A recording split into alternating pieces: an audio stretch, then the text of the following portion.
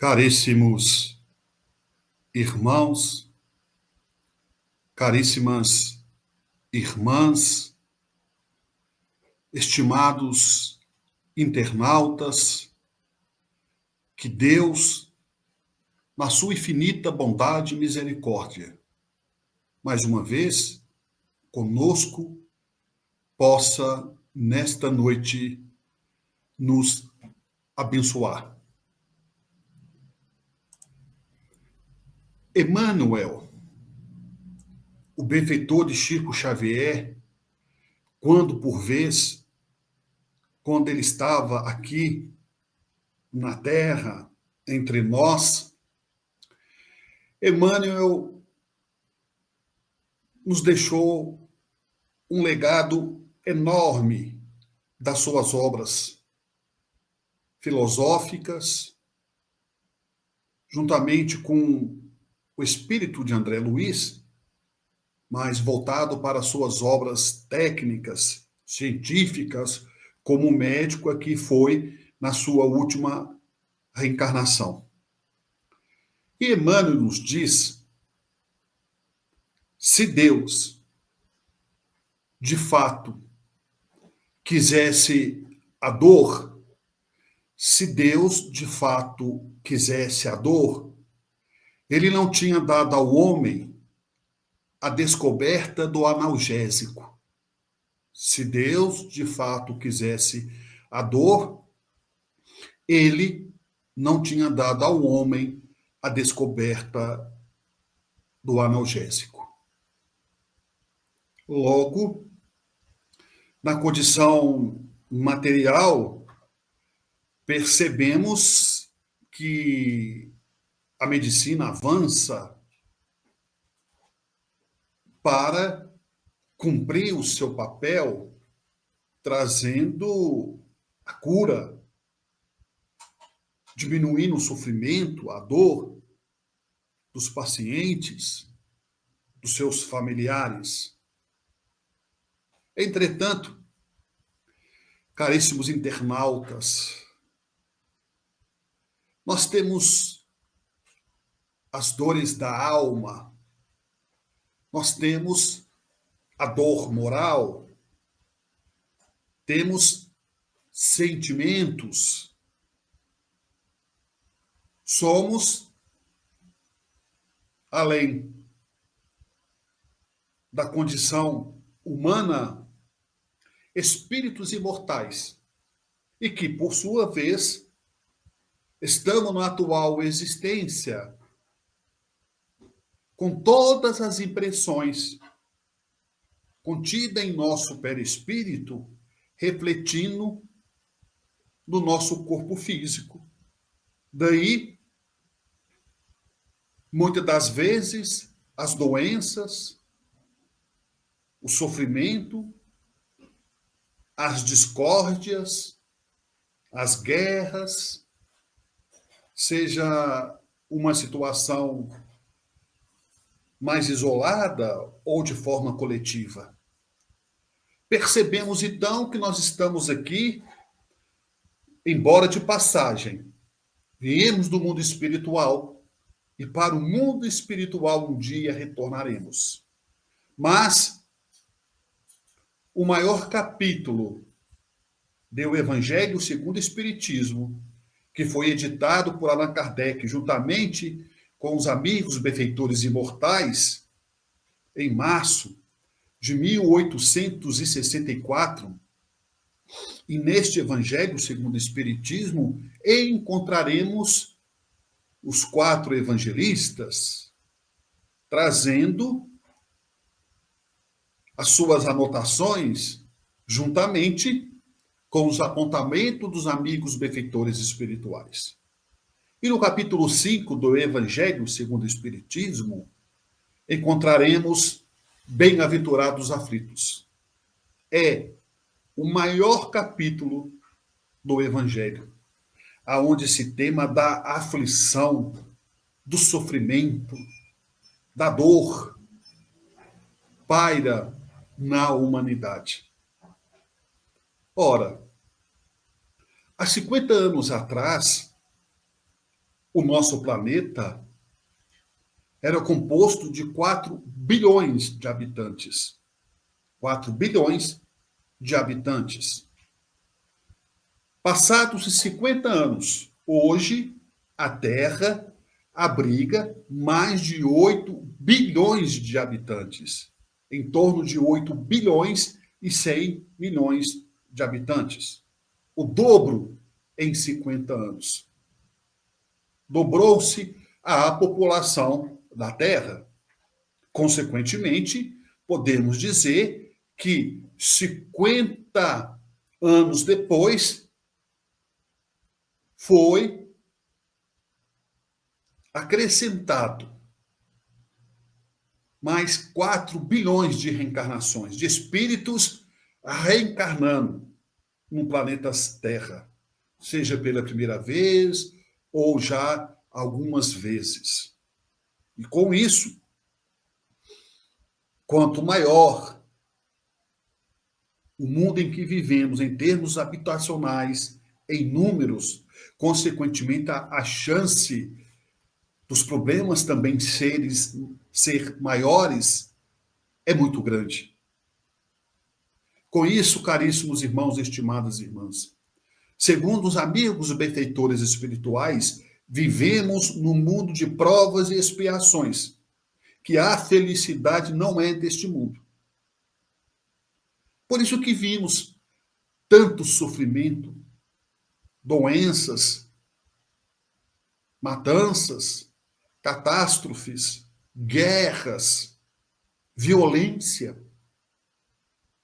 o materialismo predominando nos corações dos homens, a intolerância religiosa, a intolerância social, o preconceito, homofóbicos, pedófilos, e assim sucessivamente. Mas, já alertava Jesus, atire a primeira pedra aquele que estivesse em pecado. E quando acontece conosco, que nós achamos que não vai acontecer, nós estamos distante de uma realidade, isso não vai acontecer comigo. E quando acontece conosco, é comum nós dizermos, por que eu? Por que é comigo? Que sou uma pessoa boa, que sou uma pessoa trabalhadora, religioso ou religiosa, que faço só o bem às pessoas, que não faço mal a ninguém. Por que isso está acontecendo comigo? Por que eu? Será que Deus ele escolhe aleatoriamente quem vai sofrer mais, quem vai sofrer menos? Será que Deus distribui sofrimento aleatoriamente? Uns vinculados de um sofrimento desde o seu nascimento até os fins de sua vida na Terra, até os últimos momentos da sua vida na Terra. Ora, Deus, a inteligência suprema, causa a primeira de todas as coisas. Deus não quer o nosso sofrimento. Ele não nos criou para sofrer. O sofrimento, ele vem mediante as nossas escolhas, seja da atual existência ou de existências passadas. É o nosso livre-arbítrio, conforme questão de número 843. Digamos, por exemplo, que eu sou um fumante. Durante anos e anos, eu fumei. Durante a minha juventude, na fase adulta, chego na terceira idade fumando, e aí eu vou ao médico e ele diagnostica que eu estou com câncer de pulmão. Ele dá o diagnóstico, câncer de pulmão. Ora, eu quis fumar. Ninguém me obrigou a fumar. Foi um desejo meu, uma vontade minha que se tornou um vício.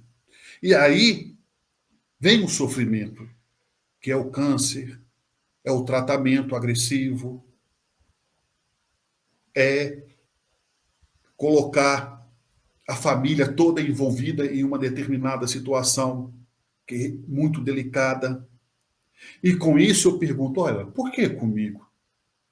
Tantas pessoas fumam, não tem nada, morrem, enfim, cada qual vai exatamente receber o que merece. Ninguém paga sem dever. Ninguém paga sem estar devendo. Ninguém recebe sem estar merecendo. E aí, aquele câncer no futuro que foi acometido foi exatamente das minhas ações do passado.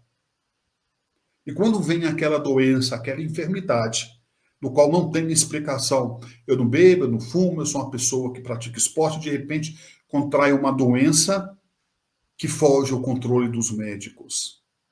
Aí sim, aquilo que não tem explicação na existência atual, tem explicação nas existências anteriores. Tudo que não tem explicação na atualidade se explica nas existências anteriores. É complexo buscarmos entender e é muito mais difícil aceitarmos. Compreendermos e o mais difícil é aceitarmos aquilo que nós estamos compreendendo. É onde que entra a fé, a perseverança, o bem que podemos fazer ao outro. Conta a lenda que o jovem trabalhava numa grande empresa e, com o passar do tempo, ele foi subindo de cargo naquela empresa. Entrou como office boy, fazendo serviço de rua, indo ao banco, indo aos correios. E assim, durante muitos anos, ele ficou naquela função. Depois, o seu patrão o promoveu, foi promovendo, e durante mais de 30 anos, aquele jovem, naquele mesmo trabalho, com seu mesmo patrão, ele recebeu um cargo de extrema confiança. Diretor da empresa. Tornou-se o braço direito do representante legal daquela pessoa jurídica. A sua assinatura valia tudo dentro da empresa, juntamente com a assinatura do seu patrão. Ele respondia diretamente pela empresa. O seu patrão viajava para fora do país e ele ficava tomando conta dos negócios do patrão. Aí veio, como vem todos nós, de uma certa forma, acontece e é natural, a tentação, o assédio. Despertou nele um pensamento muito sutil. Eu vou desviar dinheiro. Eu estou precisando. Ele começou, então, a desviar o dinheiro da empresa para os seus próprios recursos. Ele começou a roubar o seu patrão. Isso durou muitos anos. E o patrão não descobriu. Ele aposentou naquela empresa sem que o patrão tomasse ciência que o seu funcionário de confiança, que ele achava como era o seu melhor funcionário, estava cometendo aquela ação, aquele ato. Com isso, então, este jovem, como todos nós um dia, ele, jovem, veio desencarnar. Quando ele chegou no mundo espiritual, quando este jovem chega no mundo espiritual, ele chega com sequela no seu perispírito. devido às suas atitudes, que furtou a empresa do seu patrão, ele lesou o seu perispírito. A sua mão, uma das suas mãos, ficou lesada, apresentando uma lesão enorme na sua mão, porque impregnou de fluidos deletérios, fluidos carregados de enfermidade, a mão daquele jovem no seu perispírito. Um dia, este jovem no plano espiritual, que estava com a mão lesada em seu perispírito, veio reencarnar. Como todos nós um dia reencarnamos aqui na Terra. É por isso que às vezes nós percebemos numa família normal nasce um filho com uma determinada patologia. E a ciência não consegue explicar com exatidão. Às vezes sim, às vezes não. E com isso, caríssimos irmãos, estimadas irmãs, este jovem reencarnou. Como todos nós, este jovem, sem exceção, existe uma programação reencarnatória para todo espírito que irá reencarnar, para cada um de nós. A família que iremos reencarnar, a profissão que iremos exercermos, os filhos que teremos ter, ou se teremos ou não ter, as provas que nós iremos passar, as dificuldades. Se vai nascer numa família rica, se vai nascer numa família pobre ou paupérrima. Enfim, tudo já está programado nos bastidores, no mundo espiritual. E ele reencarnou, dentre a sua programação reencarnatória, constava que, em uma determinada idade, quando ele atingisse uma determinada idade, ele iria, no trabalho, sofrer um acidente. E este acidente, por sua vez, iria amputar a sua mão. Olha só. Esse acidente, por sua vez, iria amputar a sua mão. Esse acidente iria acontecer exatamente na idade que ele começou a roubar do seu patrão na última reencarnação. E assim se fez. O tempo foi passando, entretanto, cabe uma observação, cabe uma consideração, que ele era um jovem bom. Era o oposto do que ele tinha sido na última reencarnação. Na última reencarnação, egoísta. Na atual reencarnação, ele começou e se apresentou um jovem benevolente para com a dor do outro, benevolente para com o sofrimento do outro. E com isso, então, este jovem começou a ter atitudes nobres, atitudes voltadas com o princípio cristão que ele se apresentava. E com isso ele foi tendo uma certa evolução, um certo crescimento moral, um crescimento espiritual. E no dia que estava programado na espiritualidade, sem que ele sabesse, obviamente, ele era torneiro mecânico, estava trabalhando no torno, na indústria. Ele então sofre o acidente. E ao invés de perder a mão, de ser amputado a sua mão, ele perdeu apenas um dedo. Em vez de perder a mão, como estava programado, ele apenas perdeu um dedo. Porque o bem que ele fez na atual existência conseguiu anular o mal que ele cometeu em vidas passadas. Conseguiu anular parcialmente, e muito bem anulado, que ao invés dele ter a mão amputada, teve simplesmente somente o dedo. Por isso que não devemos reclamar quando a doença bater em nossa porta. Por isso que não devemos reclamar quando quebramos uma perna Poderia ter sido pior. Poderíamos ter amputado a perna. Tudo existe um motivo de ser, não existe ao acaso. É claro que quando a doença bate, ao invés de reclamarmos, vamos buscar o recurso. Vamos aos médicos, vamos buscar o recurso, tomar a medicação adequada, buscar o tratamento adequado. Por isso que Deus concedeu a faculdade ao homem da inteligência através da medicina.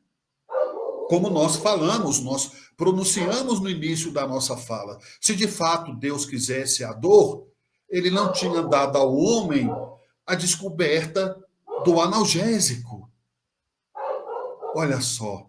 Então nós podemos, caríssimos irmãos e estimadas irmãs, diminuir o nosso sofrimento através do bem que podemos fazer ao nosso semelhante.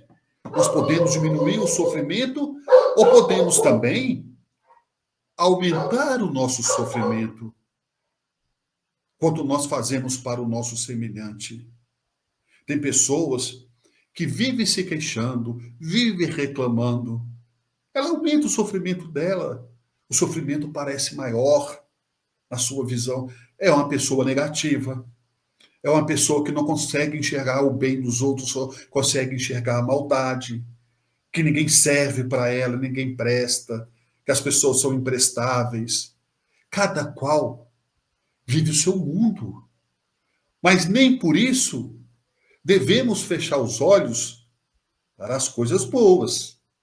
As coisas ruins, as coisas que não nos agradam, devemos deixar de lado. E as coisas boas, devemos conservá-la no nosso íntimo, em nossa memória. Como dizia Chico Xavier, sofrer é muito diferente do que fazer sofrer. E a carga é sempre dolorosa para quem a contrai. André Luiz já diz assim, quem coleciona lamentações caminhará sob as chuvas de lágrimas.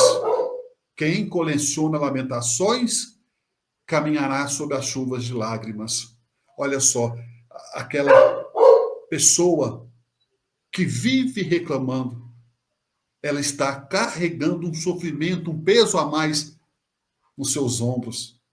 É isso que a vida nos mostra. É isso a realidade que vivemos. Temos o livre-arbítrio, temos opções de escolha.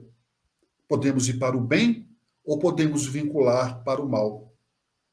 Diz André Luiz que os nossos pensamentos, vejam só, os nossos pensamentos revelam as nossas companhias espirituais. Os nossos pensamentos revelam as nossas companhias espirituais. Se eu estou pensando em fazer o bem ou busco fazer o bem, o que eu estou atraindo para o meu lado? Espíritos que pensam também em atrair o bem. Espíritos que pensam também em fazer o bem.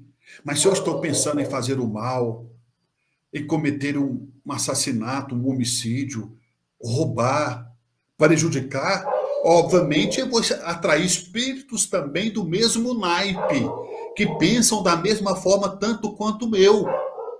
Espíritos que pensam em matar, espírito que pensam em cometer um homicídio, espírito que pensa em prejudicar, espíritos que pensam em roubar. É a lei da afinidade. Nós atraímos de acordo com aquilo que nós desejamos. André Luiz nos diz que o desejo, veja só, o desejo é a realização antecipada. O desejo é realização antecipada. Quando nós falamos que nós atraímos o que desejamos, eu recordo um fato interessante que nos conta Raul Teixeira. Raul Teixeira, um grande palestrista e escritor espírita que nós temos no nosso país, José Raul Teixeira, escritor e palestrante espírita. Nos conta Raul Teixeira que em determinado período da sua vida, uma época, ele foi fazer uma conferência, uma palestra na cidade do Rio Grande do Sul. E chegando lá, ele proferiu a palestra, que já estava programado, um congresso espírita, e quando acabou sua palestra, aproximou o senhor dele e perguntou para ele assim: Raul, eu vim aqui para conversar com você. Eu estou com um problema muito sério. Eu estou com a minha esposa, apontou, sentada ali na arquibancada.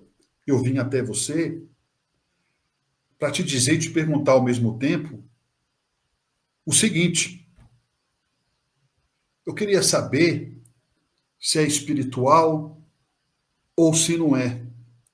Eu queria saber de você.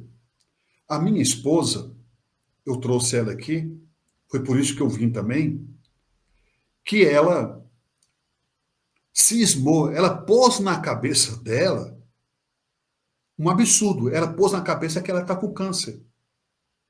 Ela insiste em me dizer que ela está com câncer.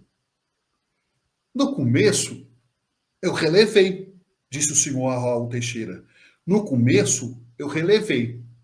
Com o passar do tempo, aquilo começou a me incomodar.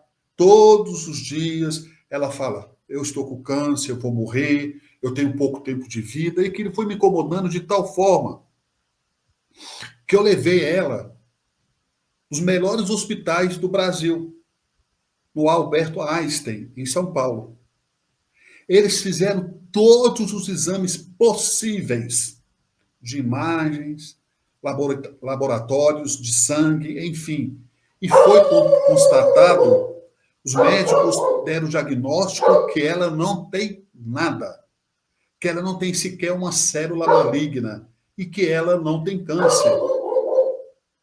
Mesmo assim, Raul, depois disso tudo, ela continua insistindo, continua falando que ela tem câncer. E isso foi me incomodando, está me incomodando, e o que eu fiz? Já não bastasse eu levar ela no melhor centro oncológico do Brasil, no Alberto Einstein, eu levei ela para os Estados Unidos. E lá eles reviraram ela, como se diz na gíria, reviraram ela pelo avesso, fizeram todos os tipos de exame possíveis e constataram que ela não tem absolutamente nada. Não tem nada, não tem câncer, não tem nenhuma célula maligna, não tem nem predisposição a desenvolver o câncer. E mesmo assim, Raul, ela insiste em dizer que ela está com câncer. E eu não sei mais o que eu faço. Por isso que eu estou aqui. E ela insiste com esse pensamento, ela insiste nessa ideia que ela vai morrer de câncer, que ela tem câncer e que ela tem poucos dias de vida. Raul Teixeira, então, fez uma pausa e disse àquele senhor: meu irmão, os benfeitores espirituais estão me dizendo que, de fato, os médicos têm razão. Ela não tem câncer. Mas eles estão dizendo, se ela continuar persistindo com essa ideia fixa que ela tem câncer, que ela vai durar pouco, que ela vai morrer, ela vai ter câncer. Se ela continuar insistindo com essa ideia fixa que ela tem câncer, ela vai morrer de câncer. Aquele homem ficou surpreso e foi embora. Passaram-se mais ou menos uns 2, 3 anos. Desde aquela conversa com esse senhor, com Raul Teixeira, passaram cerca mais ou menos uns 3 anos. E Raul Teixeira volta, depois de 3 anos, a fazer palestra no mesmo lugar. Uma outra conferência, uma outra palestra. E Raul, ao término da palestra, e vem aquele mesmo senhor que há 3 anos atrás havia conversado com ele sobre a sua esposa. E vem aquele senhor abatido, triste, e aproximou-se de Raul Teixeira e disse a ele: Raul, de fato, a espiritualidade tinha razão. A minha mulher insistiu, daquele dia que eu tive aqui, ela continuou insistindo que ela tinha câncer. E ela teve. Ela teve e veio a falecer meses atrás, através do câncer. Vejamos, caríssimos irmãos e estimadas irmãs, como o nosso pensamento tem uma força extraordinária. Emmanuel nos diz que o nosso pensamento é tudo. Tal é que os espíritos mais evoluídos, em colônias espirituais mais evoluídas, eles não precisam da pronúncia do verbo falado como nós, que eles comunicam através do pensamento. René Descartes, na França, já dizia: penso, logo existo. Olham só, que frase notável do filósofo, do matemático René Descartes, na França. Penso, logo existo. Então, nós podemos atrair muitas doenças para nós, através do nosso pensamento negativo, quando nós abaixamos o nosso campo vibracional, abaixamos nossa imunidade, e aí ficamos suscetíveis a doenças diversas, como gripe, quando nós preocupamos em excesso, aquela preocupação em excesso, dor na coluna, quando nós ficamos com raiva, ficamos furioso, problemas de ordem gastrointestinal. São doenças que nós atraímos através dos nossos pensamentos, das nossas ações, dos nossos sentimentos.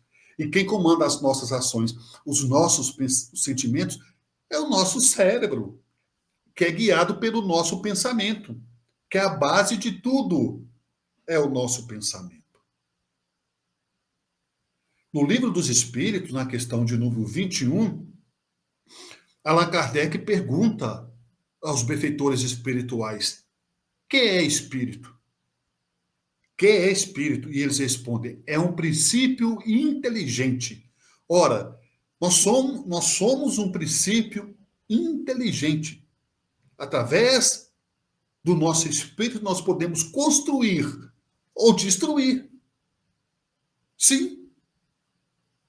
Quem construiu os grandes arranha-céus que nós temos no nosso planeta? Foram os homens, as grandes engenharias, pontes. Quem construiu o submarino para navegar debaixo da água do mar? Quem construiu e inventou o avião? A lâmpada, a energia, a luz, a internet, a tecnologia? O homem criou. Mas também o homem cria armas nucleares, bombas atômicas, para matar, para destruir. Quem criou o revólver, a arma de fogo, foi um homem. Aí vejamos que nós podemos construir de forma concreta, de forma real, o bem e o mal. E nós podemos atrair também espíritos com teor benéfico, que nos traz saúde, que nos traz bem-estar, que nos traz harmonia para dentro de nós, para dentro do nosso lar. Nós atraímos também, quando nós estamos vibrando com o nosso campo vibracional mais elevado, elevando os nossos sentimentos de paz, de tolerância, de indulgência para as faltas alheias, do perdão das ofensas, sempre se colocando no lugar do outro, fazer com o outro aquilo que eu gostaria que me fizesse comigo, buscando respeitar, seja quem for, buscando o espírito de fraternidade, de solidariedade, de tolerância, de abnegação, de amor e de carinho. Como já dizia Francisco de Assis, é dando que se recebe. Nós vamos receber da vida aquilo que estiver dando a vida, seja de bom ou seja de ruim. A escolha sempre será nossa. A escolha sempre será nossa.